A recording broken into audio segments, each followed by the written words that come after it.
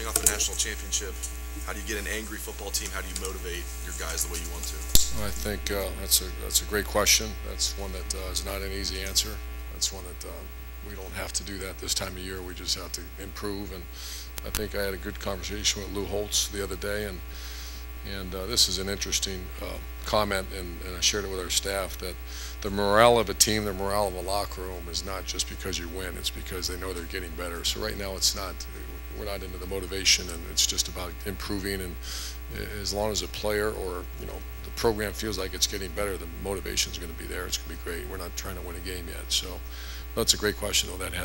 We're not crossing that bridge at this time, but that's going to be the essence of 2015, what you just said, is how do you somehow create that with your leadership on your team. How do you create that? Because a complacent, entitled team is going to be really, really bad. A team that somehow has a little chip on their shoulder, like this team did, is going to be the essence to our season. Great question. It's just this time you don't have to do that. You're just trying to make sure the morale, and once again, how do you have a good morale on a team or within each unit? If the linebackers jog off the field today, they're getting a little better and a chance to be really good because their coach coaches them and they're in a good program and they're getting stronger, great morale. If they think they're flatlined, you're going to see some bad things happen in the unit. Bill, could you kind of address the quarterback situation? Obviously, you have two guys who are going to be very limited. Braxton are very, very limited. How do you foresee that playing out in spring and then in the future? Each player, each day is separate. So our day today was all about Braxton continuing on his journey to get healthy, which he's done an excellent job. He goes down to Birmingham. He's been down there at least twice. I want to say maybe 3 times to work with them and to make sure that the rehab is going on point. Our trainers and doctors have done a really good job. It's all Braxton. The longer I'm in this profession, it's the doctors and trainers do it, but the kid knows. And I ask him every day, how's it going? And he's a man enough to tell me if it's, how's the rehab going? And obviously JT is a guy that has a leg injury. He was doing a little bit more than I thought he could. So he went through 7 on, I know he did midfield. I'm not sure he did 7 on 7. But we want to keep pushing him and getting him healthy. And then Cardell's getting more reps he's ever gotten in, he's like the last 3 games. So it's day to day. And when you say, how does it play out? I don't know. I mean, we're going to worry about Braxton getting to Thursday and get something out of him in practice. I know he did some running. So it's day to day, player by player. And that's the focus, not what's going to happen and what we foresee. Austin? To follow up on that, Urban, is it unique, the situation that you're in, that you couldn't say one guy is at the top of the depth chart because they're not all going to be full? Probably, yeah. I think it's unique at that position. I've never had it like that. I've had it at other positions where all of a sudden you have 3 or 4 really good receivers, but you play more than one at a time. So I think it is fairly unique. I've never been in a situation. I was close one year with Tim Tebow and Chris Leak, where they were both very good players. If I remember, the backup might have been Cam Newton. So I guess we were kind of in that situation. I've never thought about it. Is there any significance to you to seeing Braxton out there going through warm-ups? I just love seeing it. Yeah, I mean, first of all, it's just the relationship part of me that I love Braxton Miller. I always have, and he's always done what I asked him to do, and he's a selfless guy that works really hard. So is there a part of me that's excited to see that guy out there warm up and run through his drills and see that great attitude and a good smile on his face? Absolutely.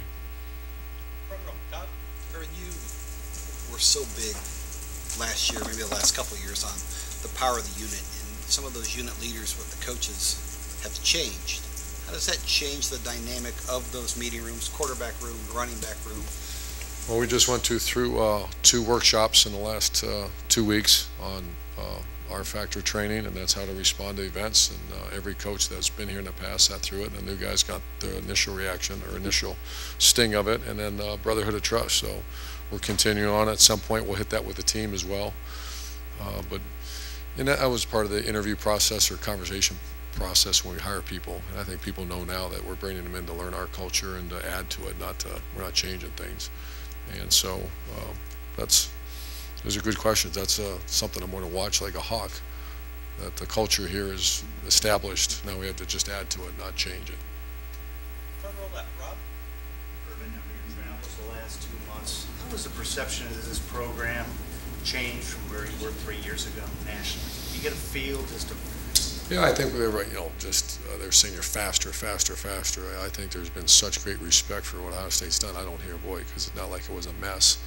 We had one tough year, and a couple of circumstances take place. But if you really knew what happened, it was not.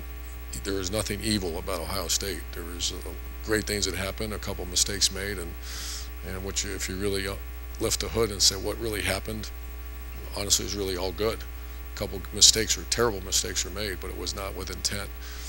And so I think everybody understands that. The further removed we get from that, I think the initial sting of what happened is over, and boy, Ohio State's back to being Ohio State. And so I just that I don't feel at all. I feel people. I was even telling our team perception of the Big Ten that Ohio you can't run. That's blown away. I mean, because we can run pretty good. Now we got to keep that going. Some of those guys that could run are going to run a pro day here in a couple of days.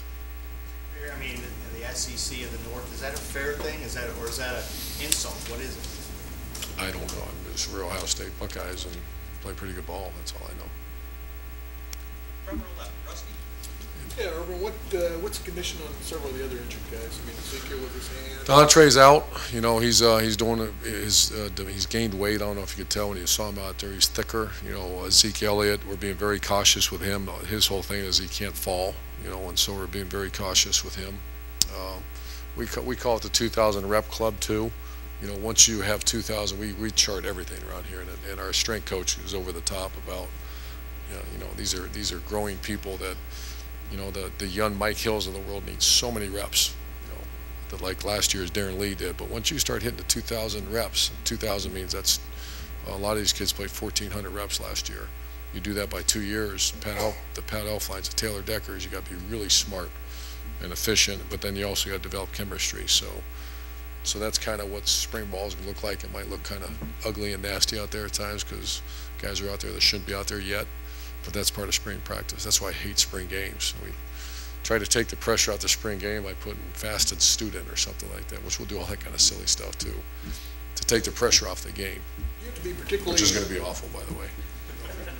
You have to be particularly aware of how anybody having a sense of entitlement or Oh, accomplishment. do we have to be aware? Well, particularly Yeah. aware. Yeah, we're human beings, man. That's yeah. Yeah, I don't think last year we had that sense of around here at all. And this year, I'm watching it, and I don't feel it. I mean, if I do, it's we dive right into it. There's not a whole lot of whispering. We dive right into it and find out what the problem is. But these are all good questions. That's something we're watching very closely. Back row left, Marty. Coach, good morning. Most people might presume that it's a luxury to have all that talent at quarterback, but what level of stress is there to have to make a decision like that with all that talent? None for me. I think at some point there'll be some, because the respect I have for those three guys, and it's a position you can't. There's ways of putting 2 tight ends on the field. There's ways to put 4 receivers on the field. There's even a way to put 3 safeties on the field. So I'll put 1 at nickel. So it's more for me. There's no stress at all as far as the functionality of the position. It's the personalities, families, people involved. If I disliked 1 or 2 of them, it'd be not that hard. But I have a lot of respect for those guys, and everybody around here has seen what they've done. So that's the only dilemma that I can see happening. It's not right now because we're not even focused on that. I want to see 5 get healthy and JT get healthy and Cardell continue to improve. Far left, man.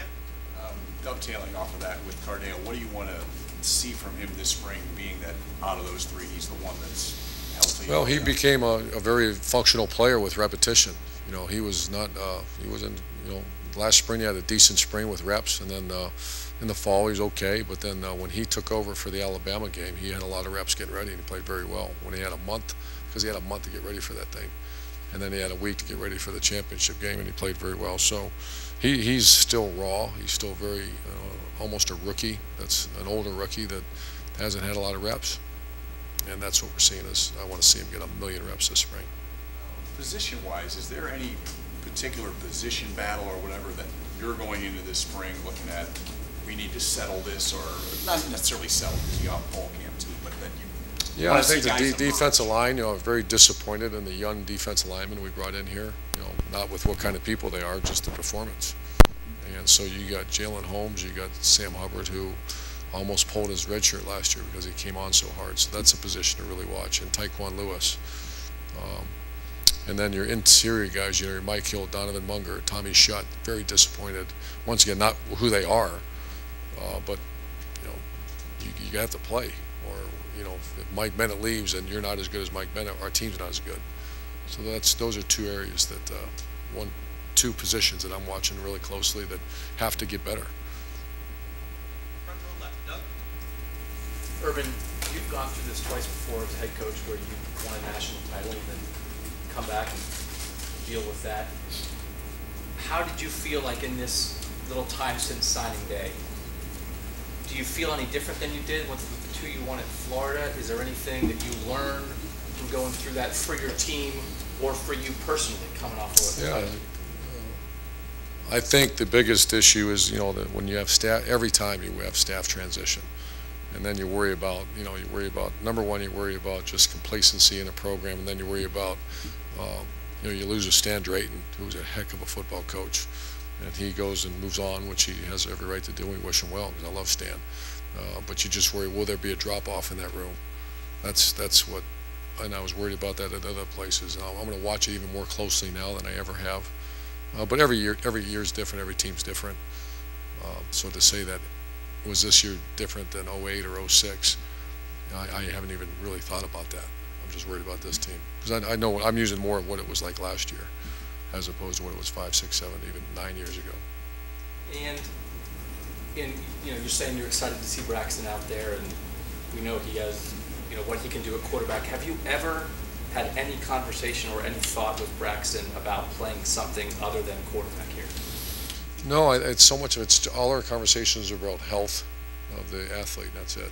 And you know, I just want to see him get healthy. But no, to sit there and start saying, you know, how about safety or corner or H-back or receiver? No, we haven't had that conversation. If he needed to do, you think he could do it? If his shoulder just wouldn't let him be a quarterback, could he do it? Well, I think he can do whatever he's athletic enough to, but I still think he's a quarterback. And final question, front row, Ken. Yeah, Urban, going back to just dovetailing off a question earlier with Beck and Tony Alford,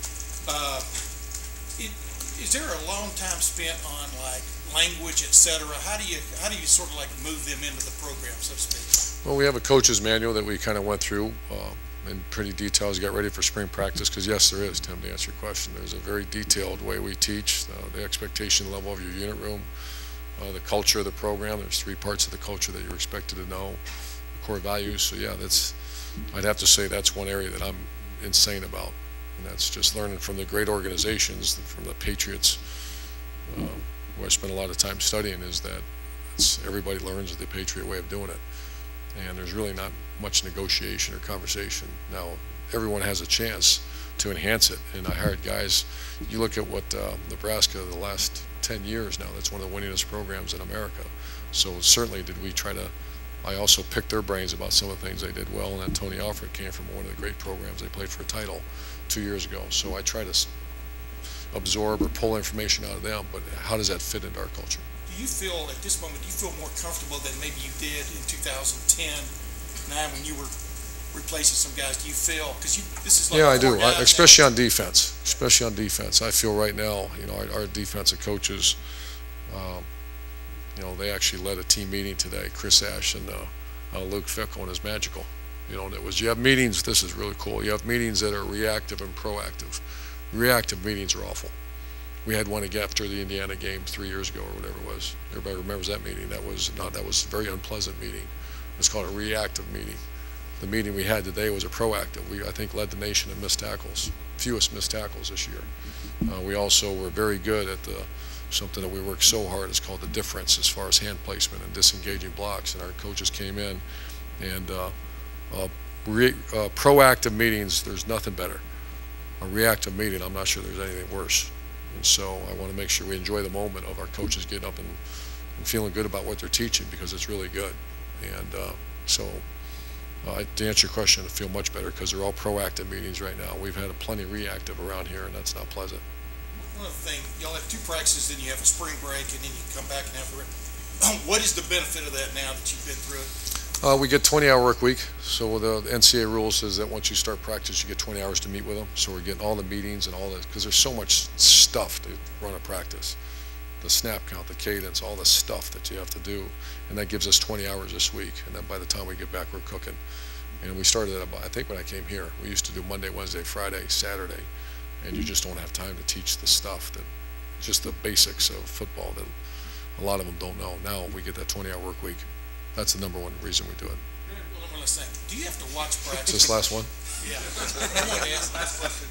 Do you have to, his dad even brought this up a little bit. Maybe he got a little bit anxious, at the end of the summer last year. We're watching Who that knows very what close. caused it? But do you really have to be cautious and make sure he's cautious about not pushing? I talk to him every day about that, and that's why I'm not qualified to talk to him about it. That's why we send him down to Birmingham. And he's more mature too. So whatever happens, that's the one thing about medical issues you don't know. I mean, that's certainly I don't know. I have opinions, but that's what they exactly are. So we're watching that we're watching that very closely. Thank you, guys.